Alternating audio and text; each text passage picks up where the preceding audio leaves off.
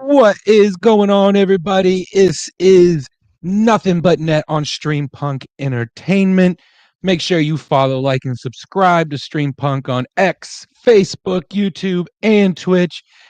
Also on Hardcore Sports Network. Make sure you subscribe on Facebook, YouTube, and are you on X? Are you guys on We're X? on X. We just Yep, don't. yep. I'm cheap. I don't pay. It's okay. It's okay. So are some of these sports teams out here. So it's okay. So you're Right. good. Yep. Right.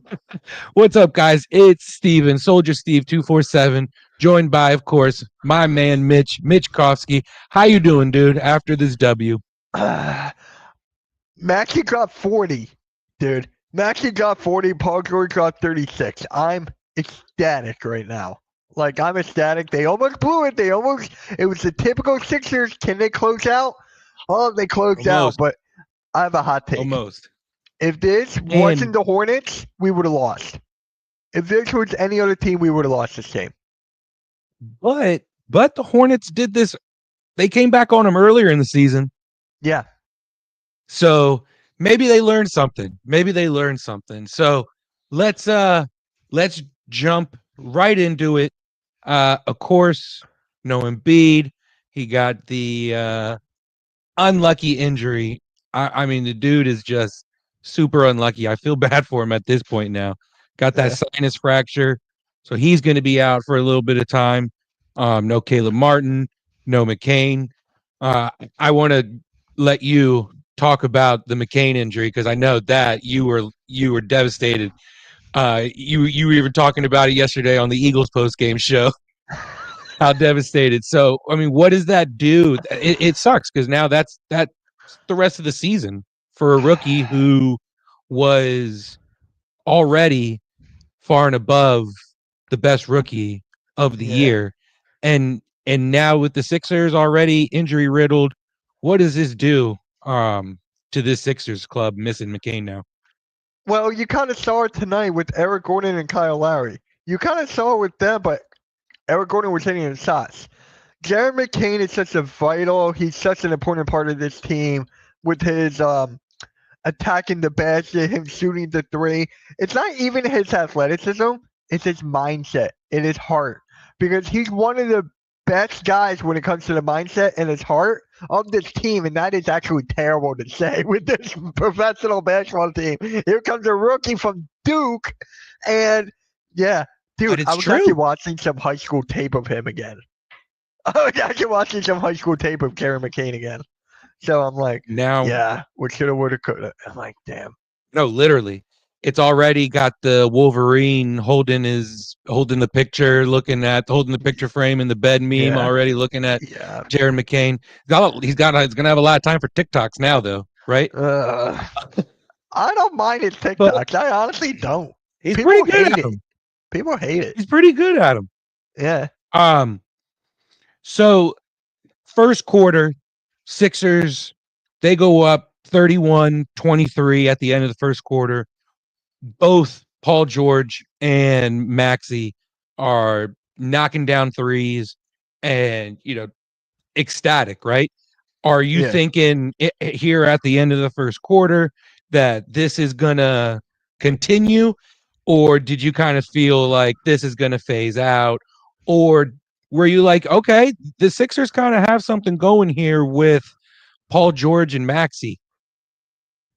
For me, dude, I thought it was going to be a typical Sixers collapse. I thought it was going to be, in the third quarter, they were going to fall out, and then the Hornets were going to come back in, steal the win. That's technically what almost happened there, but it happened in the fourth quarter.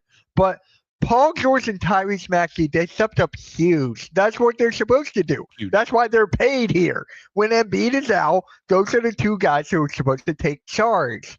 And they just let it, man. They just let it. Maxey with 40, even though the last game with Indiana, he had like 22 points and 6 turnovers. So he did his thing, and Paul George was just electric from three. 10th all time in NBA three-pointers. So Paul, and he uploaded a video to his YouTube channel during the game. I don't know how he did that, but yeah. Like he knew. It's like he knew. He knew he was going to do it. And it was his first 30-point performance as a Sixer. Yeah. So he looked super comfortable without the brace on his knee. Yeah. Tweeting that out that was the most comfortable that he looked as a Yes. Sixer. No coincidence, it's his first 30-point performance as a Sixer. But even and both Maxey, they said at the end of the game, Maxey and Paul George, they are the first Sixer pair to what was it, score 30 and hit 6 threes in a Yep. game.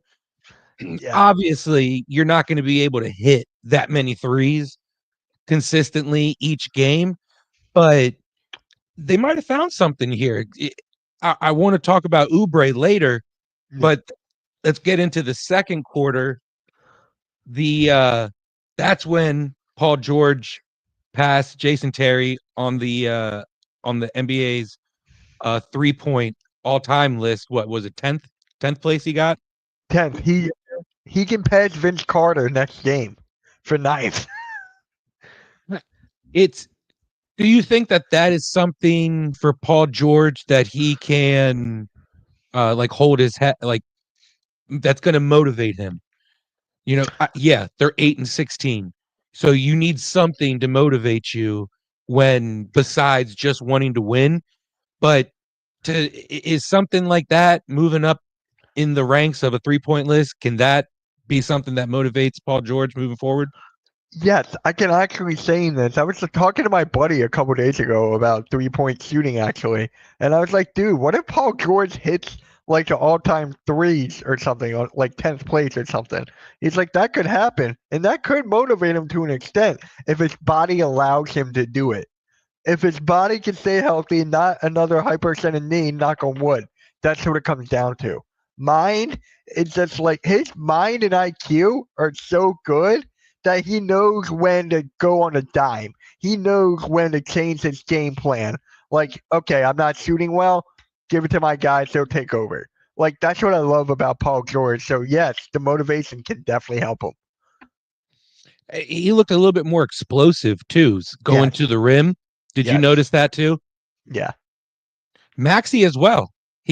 I wanted to talk about what Nurse had to have made an emphasis on and well gave PG and Maxey the green light to be as aggressive as they wanted to be this game.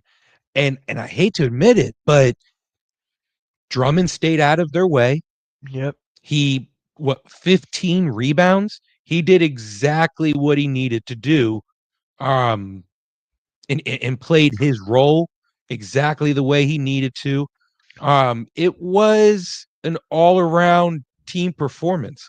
Oubre, what were your thoughts on Oubre this game? Because he was a dog. Oubre was good. He played better than the last several games, honestly. Like this was his best game in such a long time. He stepped up when it mattered most. He was going to the rack. He was shooting threes. Exactly what we need him to do. This season has not been his best. We can agree on that. It has not been his best. But if we can get glimpses here and there down the stretch, this is exactly what we need him for. It's a fourth option. And right now, these are games where he's the third option. Yeah. And talking about confidence, what does that do? We've seen him last season. I think when he needed to step in and play that third person, that third role, he fits well into that. He was Yeah. kind of like he's kind of like the enforcer, Yeah. the not necessarily Dennis Rodman, but the Draymond Green or the Pat Beverly sort of player on the team that is kind of gonna get under the other team's skin a little bit, but you hate that player on the other team, but you love him when he's on your team. You know what I mean? Yes, yes, tremendously. Now, is this before or after he was hit by the car twice? Last year he got hit by a car twice. I think it was after. He really played well after. So what maybe he needs to no, I'm just kidding. Hey, You know what I so meant. You know what I meant, yeah. third quarter though, you mentioned it. Eric Gordon. Holy hell. I mean, those are 9 points Yeah. that you don't expect to get from someone like Eric Gordon. He He did exactly. You can't expect that though, night in, night out. But No. if you can get 2 threes from him and then just go to the bench, you don't expect him to have to play any defense if it makes up for it on the defensive end if he can go 3 for 5 for three, right? Yeah. Like I've been saying this all season long, and I've been saying this last year when the Daryl Morey tried to get him. When he's ice cold from three, he is useless. Like he's just a guy where you try to give him the ball, but have you ever played 2K? It's like the AI, Mm-hmm. right? They keep on giving, or Ben Simmons. We'll put Ben Simmons in that spot. You just keep on giving it off. So that's exactly what's happening with Eric Gordon when he's ice cold. But when he's hot, he can be effective not on the defensive side of the ball, of course, but from No. 3 for 5, I'll take it. And like I was saying, that'll make up for it when he hits 3 for 5 for three on nights like this. Yeah. I'll take it for I don't want to see him have to play 26 minutes. I would much rather see maybe Council get some of those minutes, especially if McCain's not going to be there. But the 3-pointer was falling the night, and it was one of those nights when you live by the three and you die by the three. They lived by it, and it worked. Pat chiming in. Maxey and George had a combined 12 threes. Yeah, we were talking about it earlier. They're the first set of Sixers to score 30 plus points in the same game and hit 6 threes. So the 3-pointers were falling. What were they? 16 of 38 to the Hornets 12 for 38. So I mean, they shot the same amount, and this is a Hornets club that shoots a lot of threes. Yeah. LaMelo Ball was back for the first time. He got back from injury. How do you think the Sixers did against LaMelo in his return? I think they held him to an extent. I mean, it's LaMelo Ball. The guy is so crafty. The guy Yeah. has top-notch IQ, so athletic and stuff. It's very hard. It's very difficult to slow him down. Before I went live for the Sixers game, as I normally do on my channel, I did a Sixers pregame. And I was asking everybody, who's going to guard LaMelo Ball? It's not going to be Paul George. I thought he would be on Brandon Miller. It's not maybe Kelly Oubre, but no, they had Maxey on him in the beginning. They had Tyrese Maxey on LaMelo Ball, and I'm like, whoa, okay, we'll see how that works. And it did work to an extent, but again, 4 it's LaMelo steals. Ball. Yeah. Maxey had 4. He had 4 steals. I don't know how many of them were on LaMelo. Pat, huge win for the Sixers, being paper thin as far at the 5. Yeah, no Embiid. Bona's out. It can't be Bona time yet. So he's out. So I think Drummond did great, and it was on a night where Yabusele didn't have to be effective at all. 18 minutes, didn't score any points.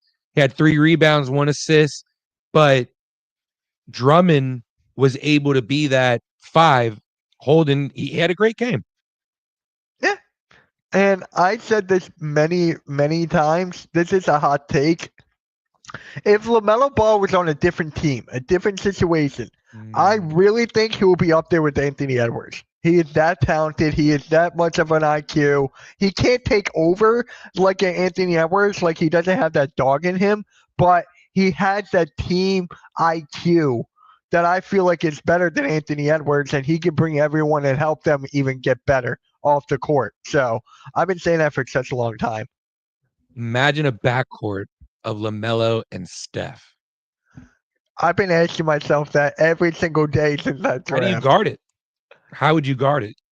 I mean, the way those two ball handle, their ball handling skills. That was here. Let's get into Philly halftimes. Comment. Drummond had a great game. Give it up to him for his defense. Absolutely. Aubrey Fallout with his defense and offense. Drummond had a great game. Drummond had a great game. His defense. We need more of that. Absolutely.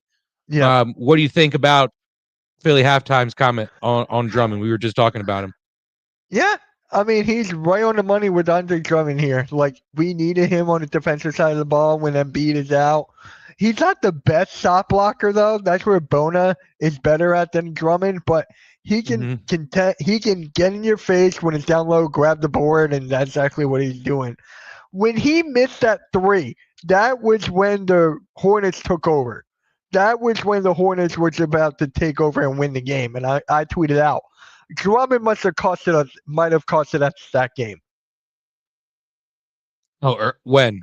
Tonight Remember or when he earlier in the season? had the ball? No, Oh, in the yeah, fourth yeah, yeah, quarter. yeah, yeah, yeah, Tonight, yeah, he yeah, had yeah. the ball, shot the three, and it missed. I'm like, why would you shoot the three? But the shot clock was only at like a second and a half, I and thought it that was like same at 3 or sequence. 4. I thought it was at 3 or No, 4. no, he didn't know, and that's why he shot it. But that same sequence, Oubre got the offensive rebound, and Yeah, then it ended in a Paul George three. So yeah. that's why I think he panicked. And can you imagine if that would have fallen? If that falls, I mean, that was just would have been the icing on the cake for the He night. made one already. He made one this season. Yeah, he has one more three than Ben Simmons. Who's this? Capitan That's my guy, Raph. Raph. Hey, Yeah, Mitch, what's going on? that's good, man. What's good? He's a Raiders fan. I'm sorry. I'm sorry. Oh man, rough season, especially now Max Crosby and season ended surgery. Yeah, That's rough. Philly halftime. Kelly Oubre had a great game, offense and defense. Yeah, no, absolutely. He yeah, was. We were talking about him earlier. Philly halftime. He was that enforcer. He was that dog that kind of did all the dirty work tonight for the Sixers. Let's get back into it. Let's kind of go over this the box score. We keep talking about Paul George and Maxey. Let's get into some of these other guys. That whole first quarter, though, I think 31 or 27 of the 31 points were Maxey and yeah, Paul George. And yeah. that was for me was like damn, this is going to be one of those nights where, you know, they're going to have to carry the team and it's going to fizzle out. No one's going to be able to step up and help. And hey, I was pleasantly surprised. KJ Martin didn't do much, 21 minutes, 1 for 2, shooting, 2 rebounds, only 2 points. Andre Drummond, we just got finished talking about him, 15 rebounds, 9 points. And then Oubre, his night, 7 for 11 shooting, 1 for 4 for 3, 9 boards, 4 assists, 19 points. But Maxey and Paul George, what moving forward, can this be a duo that helps? I'm not even going to say playoffs for right now, but is this a duo that can help get the Sixers to at least the play-in tournament? I can see that just because Joel Embiid is not playing. Paul George is better without Joel Embiid. That is the craziest thing. I believe he won like 4 games by himself, now 5 without Embiid, and won 1 game with him. So I'm just telling you, Paul George and Tyrese Maxey, that could be a new duo going forward if Embiid is out. But with Maxey, on the other hand, the last thing, like I said earlier, he did not have a good game handling the ball, passing the rock, 6 turnovers. He made that up tonight. He made that up against the Hornets, and that's exactly what he needed to be. The top 2 guys stepped up. I love it. I am torn because the spacing Yeah. was great tonight, which Yes. led to Yes. the, what was it, 16, 14, 16 threes and at 42% shooting. And Pat's chiming in saying Charlotte stinks. Yeah, but you know what, Pat? The 3-point shot was falling tonight, and the Sixers stink too right now. Okay, so it's 2 teams that stink, and the Hornets stunk a little bit more tonight. Okay, so I'm gonna take a W. I'm gonna take a W, and I'm gonna be happy with it. All right. Now, let me ask you this. Hold on. Brandon Miller left the game. Brandon Miller got injured and could not return. So that's another thing we got to watch too. I'm taking the dub. I'm saying that. Injuries happen. Yeah, I know. My question is, can the Sixers repeat on Friday against this team? It's back in Wells Fargo. You got Tuesday, Wednesday, Thursday. You got 3 days of rest. Yeah. I mean, why not? I mean, it's a nice little jump going in, or be a nice little 2-game win streak. All right, you got the Cavs on a back-to-back then Saturday. That's the one thing that kind of worries me is you get 2 easy games against the Hornets, and then bam, you go into the Cavs, and then who do they have Monday? I think they have the Spurs, and then you got Christmas Day, what was supposed to be a pretty exciting game against the Celtics is now like, damn, this is, man, it's going to ruin Christmas, right? But you never know. It might be the complete opposite. They might get momentum from these two. Am I actually gonna pray that I don't want Joel Embiid to play on Christmas? The spacing just It's incredible completely without him. It's so different. goes away Yeah. when he's playing. Yeah. What do we got? Pat, without Embiid and McCain facing the Hornets, this great to have these get right games before the Cavs. No, and working with Pat now for close to a year. One thing I know Pat likes some get right games. He loves him some get right games, especially Yes. with the Union. Holy hell, he loves some get right games, especially when you're getting ready to go up against kind of a gauntlet of a lineup. You know, heading into then a West Coast trip to end the year. Let's get into where are they at. The Charlotte Hornets box score.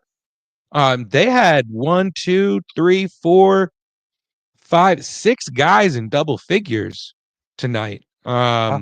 Miller, you mentioned he left. He had 12 points. He was 4 for 9 shooting. Bridges, he was 10 for 19, 2 for 8 from 3.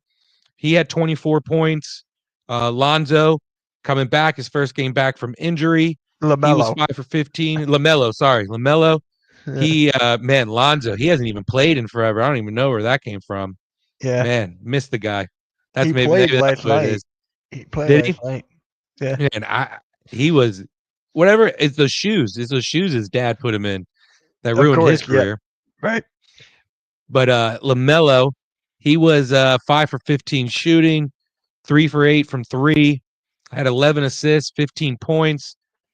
Green, 4 for 8 shooting, 2 for 8 or 2 for 6 from 3, 10 points. And then you had Caleb Martin's brother.